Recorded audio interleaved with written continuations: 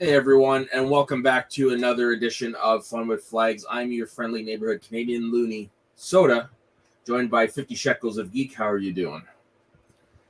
I'm doing fine. Doing just fine.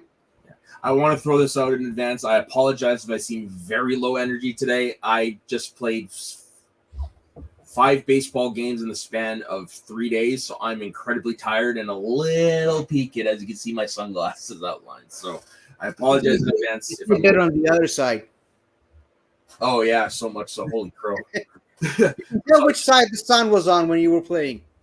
So yeah, no. Again, I apologize. I seem very low energy. Says I'm freaking bagged. Thank God it's a long weekend up here.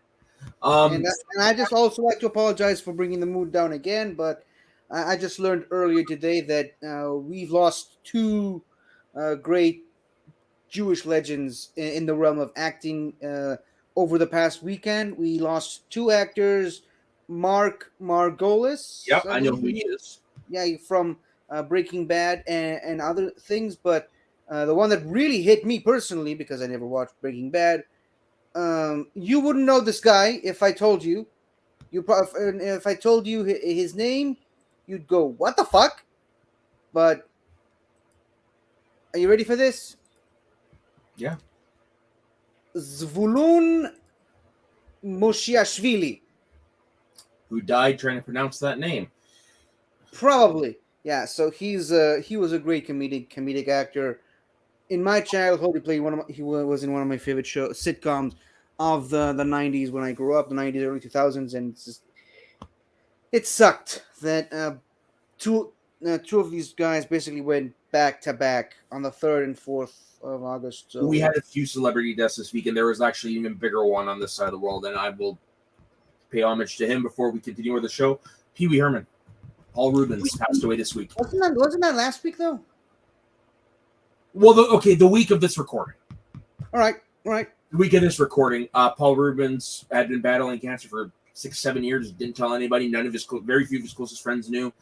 Passed away the other night. I didn't grow up on Pee Wee Herman, but I know him from his other stuff, and I do know Pee Wee Herman a little bit. But the Yeah, Penguin's father, the Penguin's father twice. twice. That's right. The Spleen in Mystery Men. He was in Buffy the Vampire Slayer, and like I said, of course, Pee Wee Herman and all that stuff.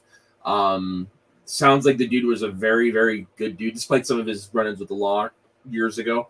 Apparently, if he knew you even a little bit, he would bombard your phone with like happy birthday gifts and messages and stuff all day. Like apparently, the dude was a sweet dude. So, anyways, may the three of them rest in peace. Yeah. All right. So enough about that. I'm gonna do the inverse of 50's topic just because the way things fell out and the way when we recorded our last episode, I didn't really have much time to properly research my actual topic. So I went with Canadian coinage because 50's topic actually kind of got me a little bit interested in my currency's history. And we may not be as big as 50's, but there's still quite a bit in here. Yeah, of course, yes. Fuck off! Fuck off! I've been waiting for this. I shut up. All right. Let's just start it off right off the bat. We're gonna start off with the penny, which is actually something that hasn't been in circulation for shit. How long has it been out of circulation now? The coin itself or the penny in general? We don't have pennies anymore up here, so it's been about 20 years, maybe. Oof.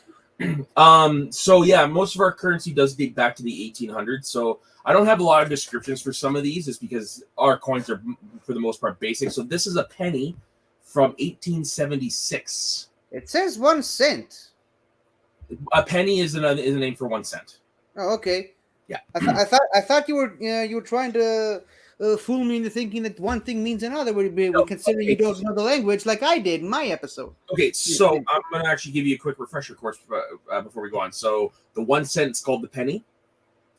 The 5 cents called the nickel. I do know that from watching Ed and Eddie. 10 cents the dime. Oh, that's what a dime is. Yeah. 25 cents is a quarter.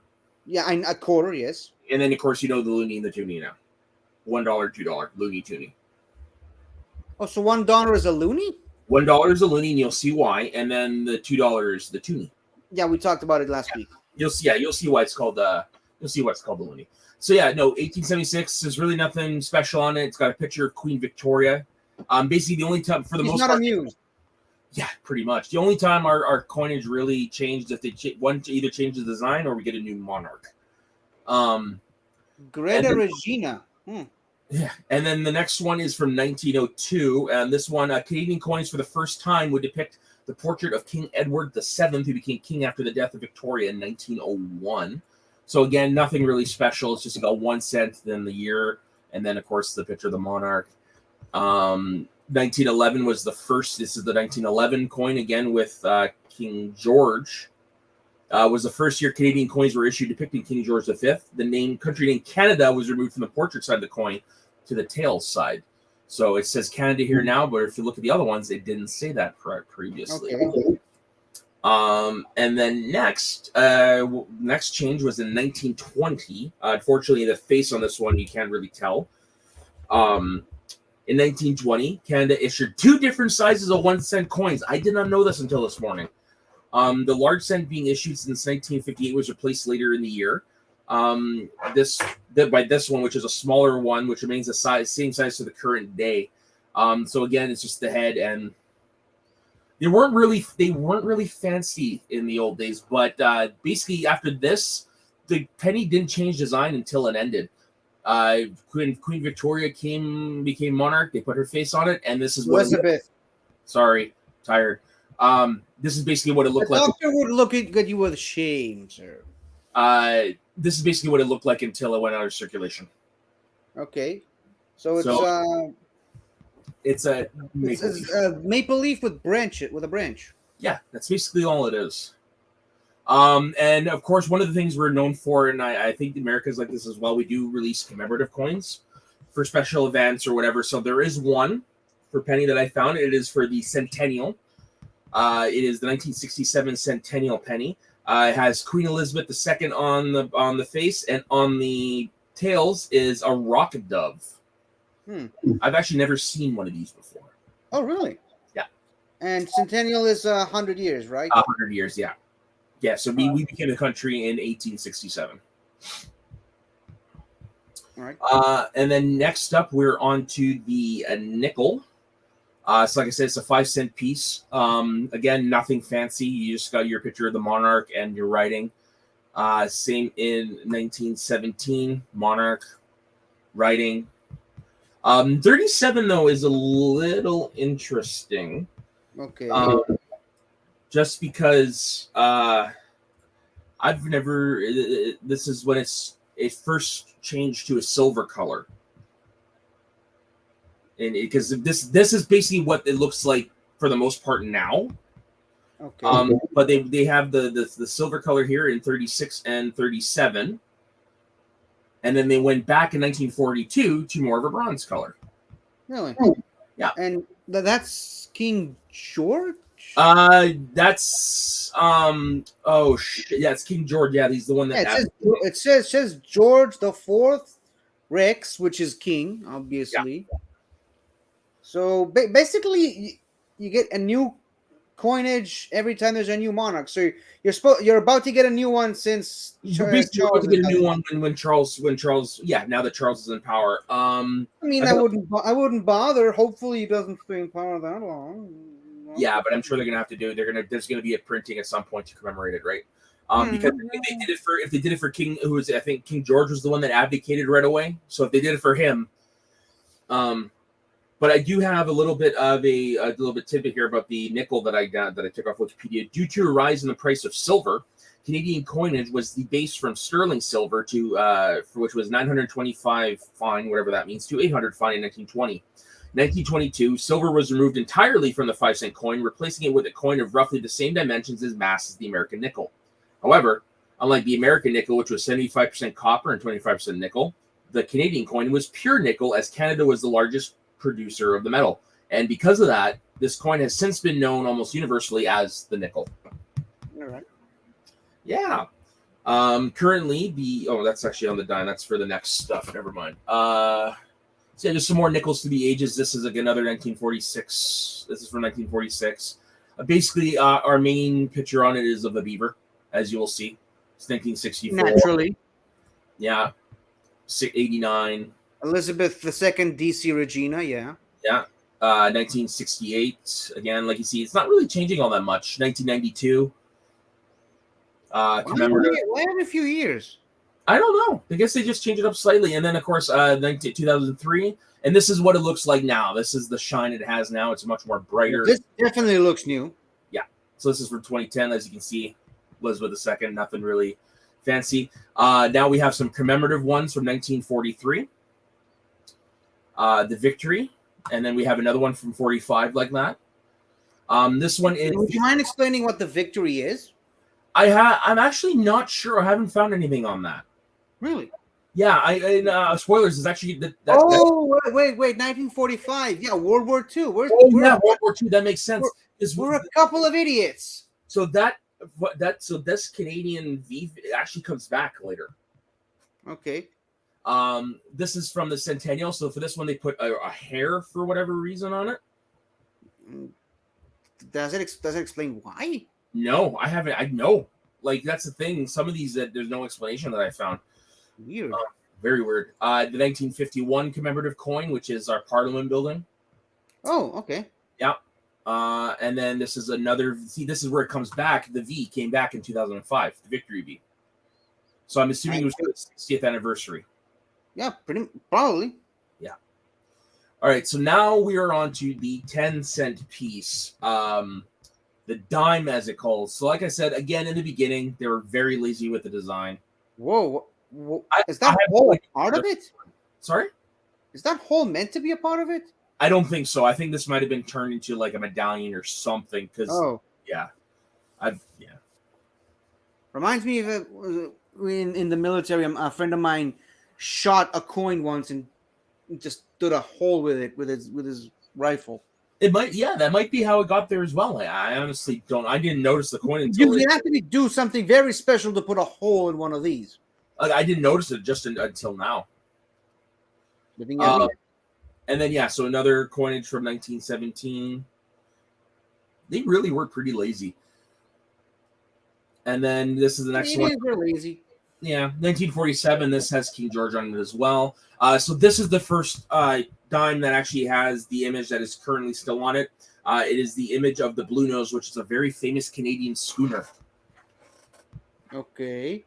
So you want to explain a bit briefly why it's famous, or are you saving that for a topic on one of these episodes? I'm going to look that up real quick for you because I'm actually also not sure what it is famous for, other than being a ship. It was a fishing and racing gaff rig schooner built in 1921 in Nova Scotia. Became a provincial icon for Nova Scotia, an important Canadian symbol in the 1930s, serving as a working vessel until she was wrecked in 1946. She was commemorated with a replica in 1963, the Blue Nose 2. So basically it was just a famous racing ship and working ship. Cool. It was on a stamp in 1929 up here as well. So, yeah. All right. And next up, the 1955 dime, which has, for the first time, Queen Elizabeth on it. The dime is the only one that to this day, I believe, has not had any commemorative. All right. None that I've seen, anyways. And looking through Wikipedia and the Bank of Canada website, I didn't see any. Now is where we're actually getting into the area of where there's a lot of commemorative coins. So I've only picked a few because there are legit a lot. Some series have more than one. So the loonie and the quarter are insane. Everything here. Nope, nothing for the quarter. Okay, so this is basically what the quarter looks like right now. Again, Queen Elizabeth, and it's got a moose on it. Woo! Yeah. This is the only one that I actually don't also have anything for a certain amount of time because it didn't change design. Really? It didn't. It doesn't change design. Is there any significance to why the beaver is on the moose is on this and? No, not really. It's just like why do they put certain people on certain bills and not on others, right? Oh, some people did a lot more for a country than others. Yeah, no, I just think you just here, we'll put the sign on it. I honestly don't know. So for this one, I've only so I got a couple here commemorative. So this one you've got the breast cancer awareness commemorative one. You have the Remembrance Day one with the poppy on it. You do occasionally see these every once in a while. This one's from 1999. I'm actually not sure what plane that depicts. Well, it looks like a biplane. It's a biplane. Didn't you tell me once that it was a Canadian pilot that took out the Red Baron or something? That might be it. Yeah, when we did the Mad Trapper episode, that might be it. There's a 1973 one here, which has the Mountie on it, which is pretty cool to commemorate 200 years of something. We're Mounties. Yeah, and then they also did one for the Stanley Cup in 2017, so that would be the 100th anniversary in the NHL. 125 years of the Stanley Cup. Yeah. And then, so this is just a blanket picture of a bunch of different commemorative quarters. Wow, you had a bunch of these. You weren't kidding. Yeah, and then there's more. Because, like I said, certain series, they had like 4 or 5 different versions in it, right? So you see things here from World War, from our hockey history to our Indigenous history to famous Canadians, Mounties, veterans, landscapes, that type of stuff. Now we're on to the Looney. The Looney Tooney? The Looney. Now this is why it's called the Looney, because there's a loon on it. Oh, you watch it, Chief. My mama's half loon. So yeah, no, it's got a loon on it, and this is another one that actually hasn't changed ever. The only difference is they got a new artist to draw the loon about 20 years ago. That's the only main difference to the main coin.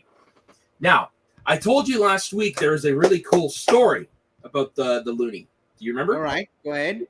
So this is the story of the Lucky Looney. The 2002 Lucky Looney. Officials for the 2002 Salt Lake Winter Olympics invited the National Hockey League's ice-making consultant Dan Craig to oversee the city's East Center Arena where the ice hockey tournament was being held. Craig invited a couple of members from the ice crew in his hometown of Edmonton to assist. One of them, Trent Evans, secretly placed a loonie at center ice. He originally placed a dime, but added the loonie after the smaller coin quickly vanished as the ice surface was built up. Placed the coins after realizing there was no target at center ice for referees to aim for when dropping the puck for a face-off.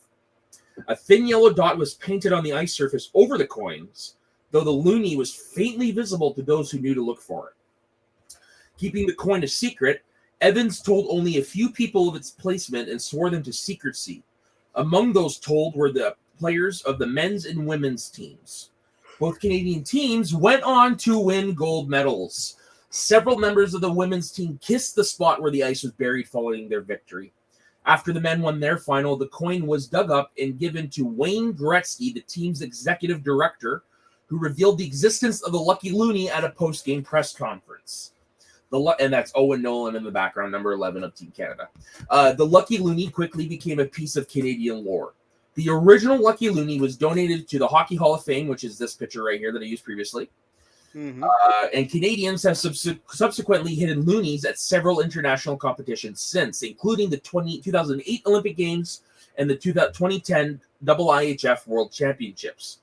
Loonies were buried in the foundation's facilities built for the 2010 Winter Olympics in Vancouver. Capitalizing on the tradition, the Royal Canadian Mint has released a commemorative edition, Lucky Looney, for each Olympic Games since 2004. Pretty cool, huh? They put this nice little keepsake at home. Nobody knew. Both Canadian teams win. Still one of my favorite Olympics because that's actually the men's game is still one of my favorite hockey games I've ever watched. All right. Because that is like the culmination of like my cumulative adolescence watching hockey. So all the best players from my height as a fan were all in this tournament and all in this game. So the Olympic Games are next year. Are they going to plan to do something like this also, or do you don't know? There's talks that they might allow NHL again to participate in the Olympics. That hasn't happened in the last couple, just because the NHL is greedy. And we are talking money here. Yeah, exactly. Well, no, it's because them disrupts their schedule and it's too much for the players and screw you. Yeah. So yeah, and there's like I said, there's also a really big loonie. I forgot to write down where this is. It's somewhere in Ontario. Um, is that the one that's in Batman's cave? no. That's I'm isn't that a quarter? pretty sure it's a penny, an American penny. Yeah, But it's I don't American know. penny. Where is the big penny? Big loony. Big loony, Canada. Echo Bay, Ontario. Oh, it's not right. It's not right next to Echo Base. Apparently. So this is the Canadian 2006 Canadian commemorative loonie for the Olympics. This is the quote unquote lucky loonie from that year. And there's also the Terry Fox loonie. Spoilers: this is the guy who I was supposed to do this week. Okay. And then, of course, to commemorate the centennial of the Montreal Canadiens, they released a commemorative Montreal Canadiens loonie as well, which I have also seen in circulation. Nice. Next up, we have the toonie, which took the place of the Canadian dollar bill, a $2 bill, about 20, 25 years ago, some of that. Basically, the main design hasn't changed on this one. So again, Queen Elizabeth on the one side and a polar bear on the other. It is actually illegal to pop out the middle. What do you mean pump out the middle? So this is two pieces of metal. You can actually pop out that middle part. Really? Yeah. And it's illegal to separate one from the other? Okay. Yeah, you're debasing Canada property. Well, I have one more loonie. If it had slid down into with the toonies, this is the 1994 commemorative loonie with war memorial on it. That's in Ottawa. okay. Yeah, sorry, that one looks kind of buried a little bit below. So again, with like the other ones, there are some commemorative tunings as well. So we have our in Flanders to commemorate in Flanders Fields, which is a famous. This looks gorgeous. Yeah, surprisingly, this is the one that you get the best designs out of. So like I said, Flanders Field is a poem that we recite every November 11th, Remembrance Day, in honor of the veterans that have fallen. It was written by a Canadian in the line of duty in World War One. We have a completely different Remembrance Day in November, but we're not going to get into that just yet.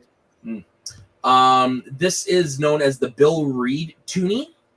Inca Chakazuma. So this is indigenous artwork on this. Oh, that makes sense now. Yeah, kind of looks like MODOK a little bit though. Yeah, well, it does look now, but the first thing that came into my mind was the game Zuma. You ever played Zuma? The game. I've heard of it. I can't say I've played it though. Yeah, that's more or less the symbol of the game's icon. Okay. We have the Return of the Victory. Yep, this again. And this is just a couple more commemorative toonies. So I'm actually not sure what ship that is, but it is. The War of 1812. Okay. Oh, turns out you don't know ship. Yeah, I could have told you that. And then the other one is the one to the right of it looks like just a celebration of war and veterans and their families. I actually don't know the story behind that one. You've got the in Flanders Field one, which we're talking about, and then in the bottom right is our very first Prime Minister, Sir John A. Macdonald. Oh, okay. And then there's one more commemorative, and that is to commemorate the 1972 Summit Series between Canada and Russia, which is a topic for another day. Oh boy. Because this is literally the Cold War on ice. Wow. The actual Cold War. It got violent to the point where Canada's Bobby Clark took his stick and he hacked at what the hell? One of the Russian players' name. Can't remember his name off the top of my head. He was a really good player. Hacked him in the ankles and smashed it. His ankle. Wow. Yeah, that's how bad. Canadians were booing Canadian players on ice. Like, it was bonkers. Could you bring that up again? Yeah, for sure. It is also one of the most iconic goals in Canadian history. So I'm guessing all the numbers on the sides are representing the players? Yeah. All right. Yeah. No, this is one of our, in terms of Canada pride, the victory in the 1972 Summit Series is right up there with like the War of 1812 and anything else we fucking done. Like it's a big deal, like to the point there's still books being written on it. There's still documentaries on it. Like it is a big deal because going into that Summit Series, nobody really knew how good the Russians were.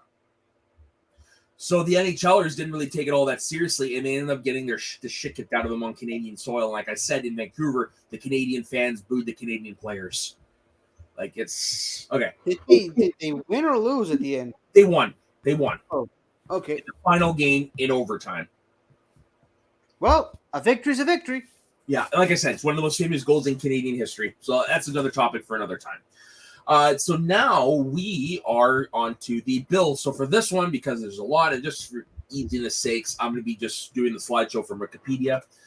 So I'm going to bring up the first one. So this, if it'll show, there we go. This is part of this is our very first Canadian bill series. And this is what's known as the 1935 Canadian banknote series. So this is the only one that I've seen that actually has French and English bills. So here we have the $1 bill, which has King George V on it. And on the inverse, you can see this, right? Yeah. Clearly? Yes. And on the inverse is an agriculture allegory. Sure. Come on. The $2 bill has got Queen Mary on the front. And this Queen Mary. Queen Mary is the Queen of the United Kingdom from 1910 to 1926 as the wife of King George V. Oh, okay. Yes, and on the back, interesting. They put the wife at a higher value dollar bill than the actual king. Oh, it's okay. They each appear one more time. All right. So on the back of this one, we have a transportation allegory. As you can see, that is Mercury. That's Hermes. Well, Hermes. Yeah, Mercury, but Hermes. Difference. Okay, and then after that, we have the $5 bill, which has Edward, Prince of Wales, or as we know him, King Edward VIII, former Duke of Windsor, who is the one that abdicated in December of 1936. This is the French version, and on the back we have the electric power allegory. Sure. The $10 bill is Princess Mary, so his daughter. She's the only daughter of King George V and Queen Mary, sisters of King Edward VIII and George VI, and aunt to Queen Elizabeth II. And on the back we have for her a harvest allegory. After that, we have the $20 bill, $20, which has Princess Elizabeth, also the second, Queen Elizabeth II. And on the back of that one, we have testing the grain allegory. We were really into farming. The $25 bill, which is definitely not in circulation. This is the other one that has King George V and Queen Mary on it. And on the back, it has Windsor Castle, where they lived. Finally, no allegories. Yeah. And here we have the $50 bill, which has Prince Albert, the Duke of York. He was the last emperor of India and the first head of the Commonwealth in 1949. Died 1952. And on the back of his is a modern inventions allegory. Oh, we're back to the allegories again. Yeah, the allegories don't last that much longer, I don't think. Now we have the... Sorry? I said good. Now we have the $100 bill, which has Prince Henry, Duke of Gloucester on it. He served as Governor General of Australia from 45 to 47, and he was the only member of the British royal family to hold that post. On the back, we have another allegory. Industry. Okay. Now, next we have two bills that have not been in circulation for a long time. The $500 bill, which has Prime Minister Sir John A. Macdonald on it. I hope you're ready for another allegory. Fertility. Looks like it, yeah. And then after that, we have the $1,000 bill, which has Sir Wilfrid Laurier on it, who is another Canadian Prime Minister. And on the back, security allegory. Okay. All right. Next, we are on to the next one. Sorry, is two computer thing. Come on. Next, we're on to the 1937 Canadian banknote series. Now, this one's only got the English one on it. Should have just removed the screen instead of doing this. Okay. So here, is the Canadian $1 bill from the series, and it has King George VI on it. So Mr. Abdicator himself. And then on the back, agriculture. I'm not seeing anything. Oh, it would help if I shared it. Yeah, probably, yeah. So this is the agriculture allegory. Which is the, and go back to the other one. There we go. Yeah. So King George. Un. Yeah, he lasted didn't last that long. And then after that, we have the Canadian $2 bill, which again had King George is on the bills from 1 to 50. Okay. Yeah. So on the back is a harvest allegory. Mm-hmm. The $5 bill. Well, you like our bills colorful, by the way. And on the back of that one, so do we. That's how we tell them apart. And like America, which is green and white. And again here they cheaped out on the collars. We have the electric power allegory. For the 10, well, again, King George, we have transportation. Mm-hmm. If you zoom in so people can see it again with Hermes, Mercury, all that jazz. Hermery. Yep. The 20 is fertility. Same allegories, different designs. Same allegories that are more cleaned up, different designs. Yeah. And the same guy on all the bills. Yeah. So again, modern inventions. This one is the first one with a different guy. This is again Sir John A. Macdonald, commerce and industry. And then on the $1,000 bill, we have Sir Wilfrid Laurier again with security. Okay. So that one didn't really change all too much. Come on. Load, damn you. Yeah, computer's being a little slow. Did he also had 5 games over the weekend? Yeah, no kidding. Now we're on to the bills known as the Canadian landscape. Okay. So this one, I've seen some of the other ones. I'm not overly familiar with these ones. So for whatever reason, these are what known as devil's head printings. If it'll load, come on. See, there we go. Devil head printings. What is that? Why is it called that? Sorry, I'm actually just quickly looking that up. I don't see anything on the Wikipedia page. Oh, Landscape back then became known as the Devil Head series, leading to design modifications for all the denominations. I have no idea. Weird. So yeah, these all have Queen Elizabeth on them for the first time. So you got your $1, your $2, your $3, your $5, sorry, your $10, your $20, your $50, your $100, and your $1,000. As you notice, there's no longer a $500 bill. Yeah, and I've also noticed no back images. Oh, no, that's because they have them in separate pictures here. Oh, okay. Okay, so this is the one. So this is a Saskatchewan prairie. Oh, okay. So this kind of looks like you know that movie studio or is a TV studio? The logo where there's the road and there's thunder that hits the tree. Yeah. Actually, this to give you a better idea. Think pre-Oz Winter Wizard of Oz. Yeah, I can see that. Yeah. Okay. The next one of the $2 is the original Parliament buildings. This was a Parliament building one. Apparently. Oh, I see it now. I see the little steeple. Oh, kind of looks like a church. Kind of does. On the $5 bill, we have a country scene from Richmond, Quebec. So as you can see, you've got your river, you've got your trees. This is kind of what it looks like in my neck of the woods as well. Show off. What? Oh, no, sorry. This is the Otter Falls in the Yukon. Which is the fucking Richmond? Oh, this is Richmond, Quebec. So where's the Parliament building? Oh, you know what? It looks like there's 2 versions of the $1 bill. Oh, okay. So the other one, the other one is a centennial. You'll see it at the end. That's why. So the one with the Parliament buildings came out January 3rd, 1967 for our centennial. That's why it's not in this first batch. Okay. Sorry, yeah, they include. Yeah, sorry, threw me off. All right, so this is actually in BC here, this $10 bill. This is Mount Burgess, which is how far away from me? Field, BC, wherever the hell that is. Yeah. Oh, it's part of the Rockies, so it's actually not that far.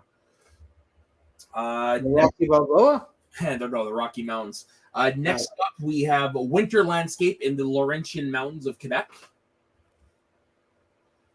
And then after that, on the 50, you have Lockport Beach, Nova Scotia.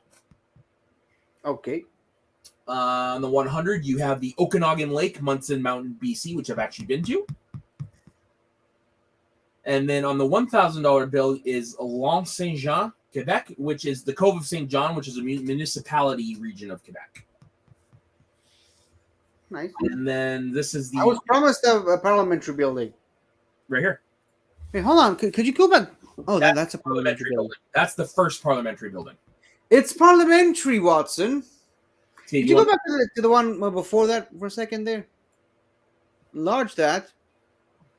Yes, there you go. It looks like the Star of David. Yeah, that's what got my attention, but it's not the Star of David. Yeah, it's missing the bottom point. Weird. What is that symbol supposed to be? Oh, is it a maple leaf? It might be. I can kind of see the stem at the bottom where the final triangle. You know what? It might be. Like our Canadian flag, as you know, it didn't come until much later. All right. Yeah. Okay. So that's the end of that one. So now we are on to... sorry.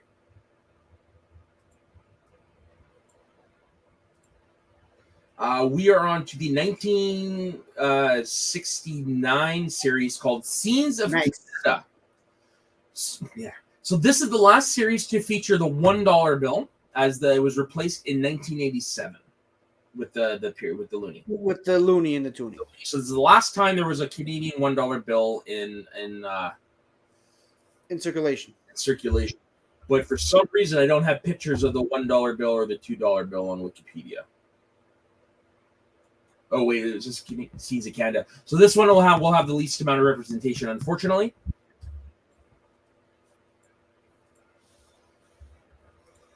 Okay. So this is the $5 bill for that one. So I have seen a few of these. Give it a second. There we go. Yeah. So this is the face side of the $5 note from that series. And that's the symbol of United Kingdom on the left. Yeah, because we were still technically Commonwealth. So that is Sir Wilfrid Laurier. So sorry. The $1 bill has the current Parliament buildings on it, and the $2 bill had Inuit hunting scene from the Northwest Territories. And a person on either one of them. Oh, right. Yeah. So this one is Sir Wilfrid Laurier, and on the back is a salmon boat in the Johnstone Strait in BC. This looks very similar to some of the early examples of the lira that I showed last week. Right. That's going to change. That I think might continue to the next batch, and then the batch after that, that's all gone. Right. But you'll see what I mean. Like you'll see though what I mean. Like our current ones look similar as well. So this one is Sir John A. Macdonald again, and on the back is a synthetic rubber plant in Sarnia, Ontario. Okay. The $20 bill is once again Queen Liz, and on the back is Moraine Lake and the Rocky Mountains in Alberta. I love the familiarity. Oh, it's Queen Liz. we're friends from high school, yeah. And unfortunately, I don't have images for the $50 bill, which had William Lyon Mackenzie King, another Canadian Prime Minister, and the RCMP musical right on it, which is like as a show, a horse showcase for the RCMP. And on the $100 bill was Sir Robert Borden, who was a Canadian lawyer and politician who was the 8th Prime Minister of Canada from 1911 to 1920. And it had the Lunenburg Harbor in Nova Scotia on the bank. So I don't know why Wikipedia does not have those images. Because they're somebody at Wikipedia must have been pretty lazy. Yeah, let's go with that. All right, Banknotes of Canada. All right, now we're on to the Birds of Canada series, which is the first bills that I held because they came out the year before I was born. Okay. All right, now this one does have images. And so let's give me 1 second here. Birds of Canada. Okay, so this is the $2 bill, the last $2 bill in circulation. Okay. And on the back of it is American rum. What?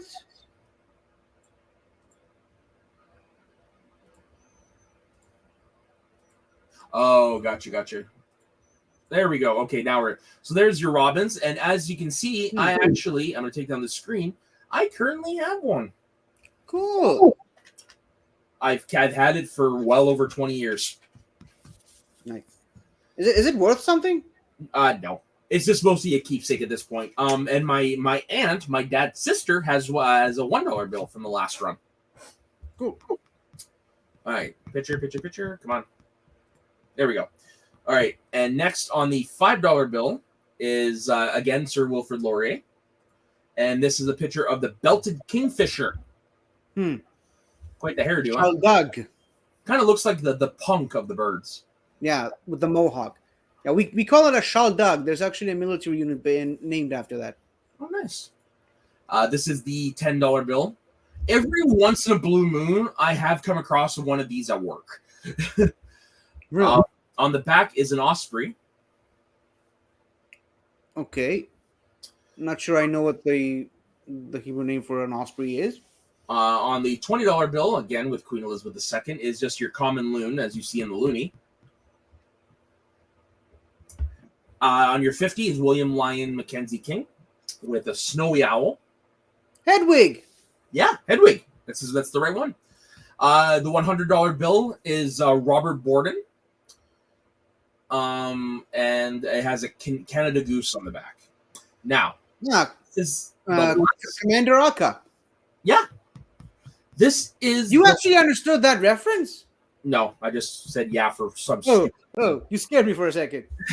What is it? It's a TV show I used to watch as a kid. Okay, and so for the last time ever, we had also the $1,000 bill in circulation, which was Queen Elizabeth, and on the back was a pine grosbeck bird. Never heard of it. But yeah, this has been out of circulation since 2000, and they've never produced another $1,000 bill. Now all their bills end at 100. Okay. Okay, so now we are on to the 2001 Canada Journey series, which is where our money takes the most drastic change.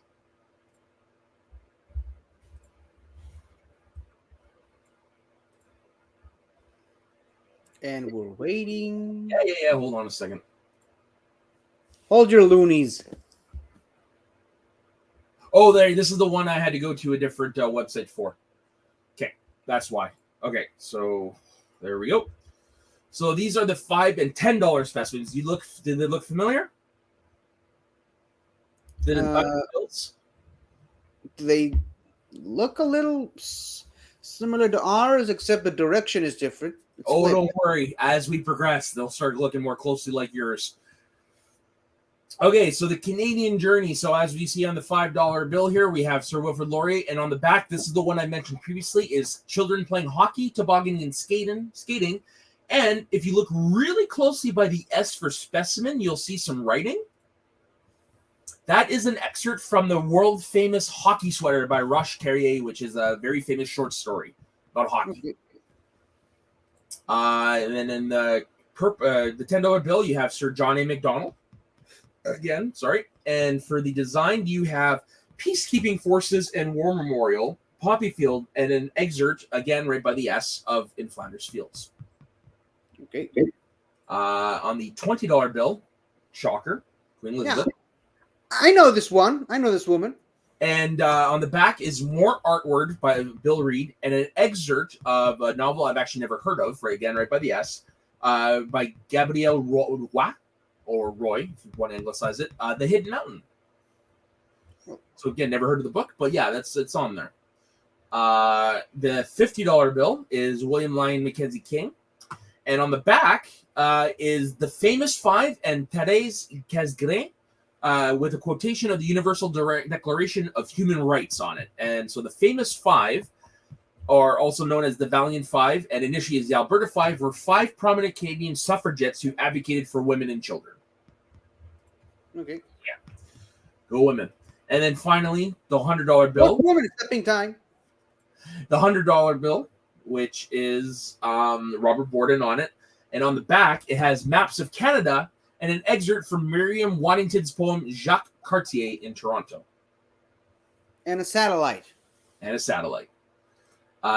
up, we're on to what is known as what the hell is this one called again? The Frontier series. This is the only the final frontier. The Saskatoon Club is the only one where I can actually find examples of this one. All right. So let me get to the things there. Okay, so and actually, what you're going to see here is some people, you can alter some of their bills with drawings, and one of them you're going to really appreciate.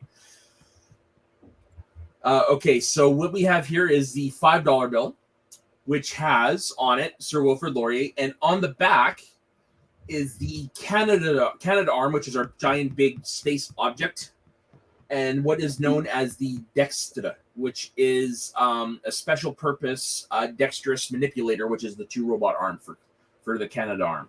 Okay.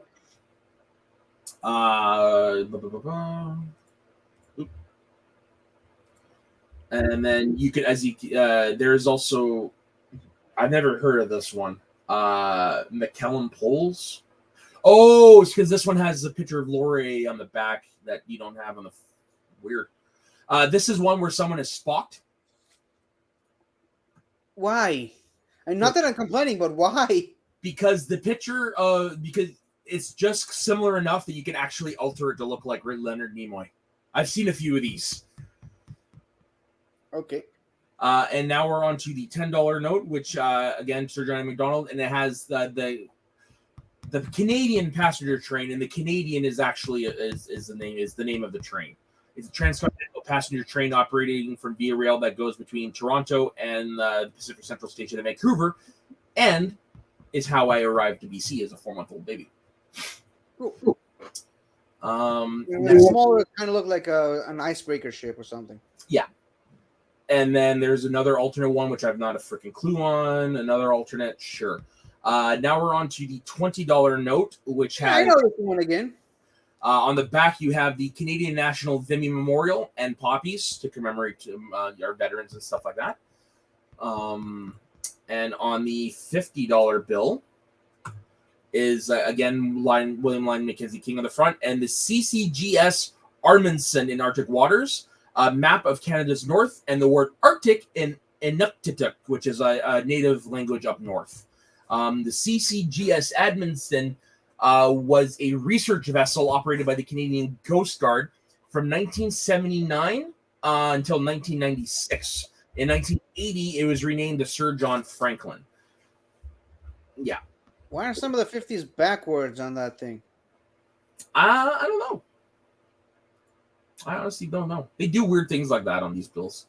And finally, on the $100 bill, is on the back, we have medical research, invention of the pacemaker, because yes, the pacemaker is Canadian, a DNA double helix, and a vial of insulin. So basically to acknowledge our scientific contributions to the world. So is insulin also a Canadian invention? Yep. All yes, sir, Bob. Who's Bob? It's an expression. I know, it's a joke. Yeah, those I've never seen before, so we're not going to do those ones. And then now we're on to the final series, which is the 2018 Canadian banknote. However, what's interesting about this one is there's only one in this one so far.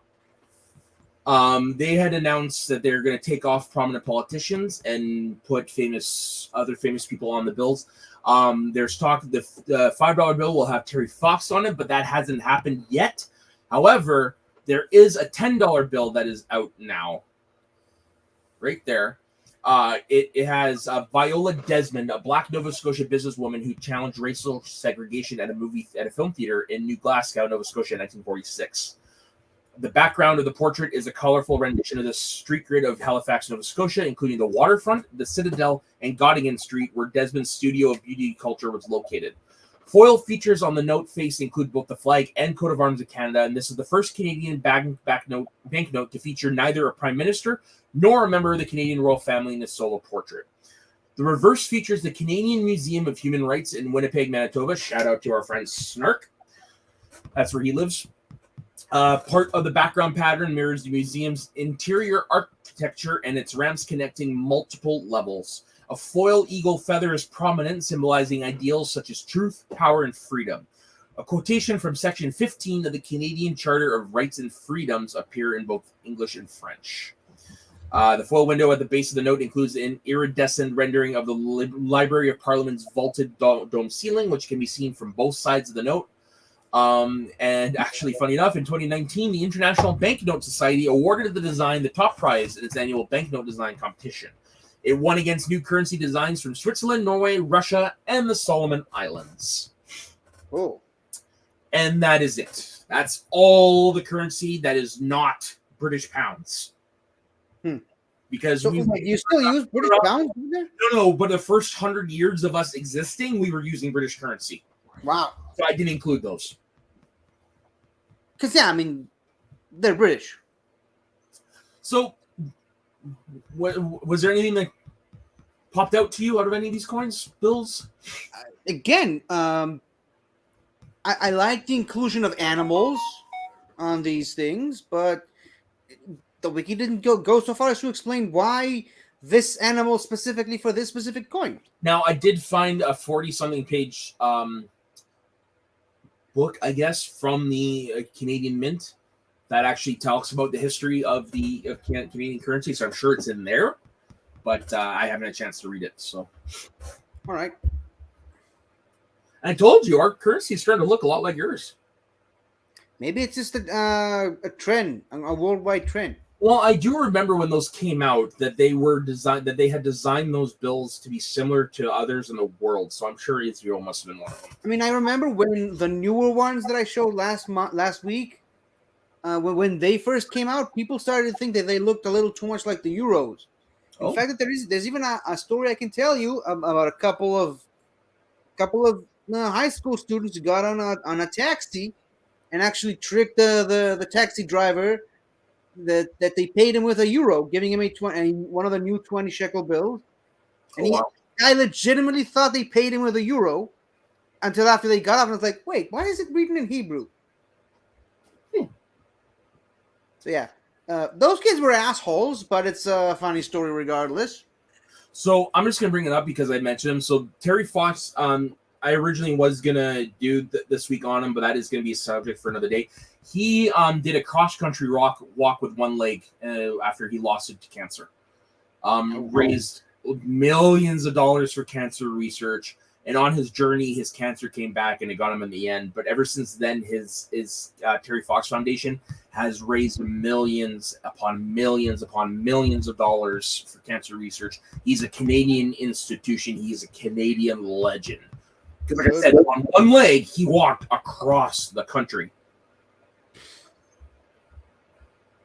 Yeah, and there's a really cool... I know a lot of people with two legs that can barely walk across the street. There is a really cool Terry Fox statue that I'm gonna show you a picture of real quick here. Give me a second. I'm gonna save the image and upload it because that way you can actually see it properly. Let's see, good image. There we go. This is outside of BC Place, where the BC Lions play, and just across the street from where I would go watch the Canucks play. There it is. The Terry Fox statue. Upload, you son of a bitch. Properly. Oh, come on. Maybe that's just the way the image is, but the picture is actually very... Yeah. That's the original quality of the picture. But never mind. I got the gist. Picture. Here, I'll just share the screen here. That is pretty cool. Yeah, so as you can see, they designed it so when you look at it from an angle, it looks like he's running towards you. Yeah. So I used to say the first time I saw that statue, it freaked me out. But yeah, so that is Canadian currency with a little bit about Terry Fox in there. Cool. little bit of bonus fact. Yeah. All right. So what is your topic for next week? Well, thankfully, it's one I don't have to research as much because I already know most of it. And because we talked a lot about numbers and such, I thought we'd do an interesting idea. How about I teach you how to count in Hebrew? Sure. Like the Hebrew names for numbers. And you know what? Let's make it a double lesson. Let's also go over the way the numbers look like and are called in Arabic. Because believe it or not, Arabic numbers actually look slightly different to the regular numbers that you're familiar with. Okay. I'm looking forward to that. Cool. All right. So I'm going to start with the plugs. I'm going to let 50 close it out because he's better at doing that than I am. So, yeah, you can find me on my personal Instagram and Twitter or X. I'm never fucking calling that X. It's always going to be Twitter. It's stupid. Call it Twitter. You know what's funny? This is not the first time Elon Musk has tried to rebrand something X. All the other times have failed, and everybody's told him it's a bad marketing decision. But Musk is going to Musk.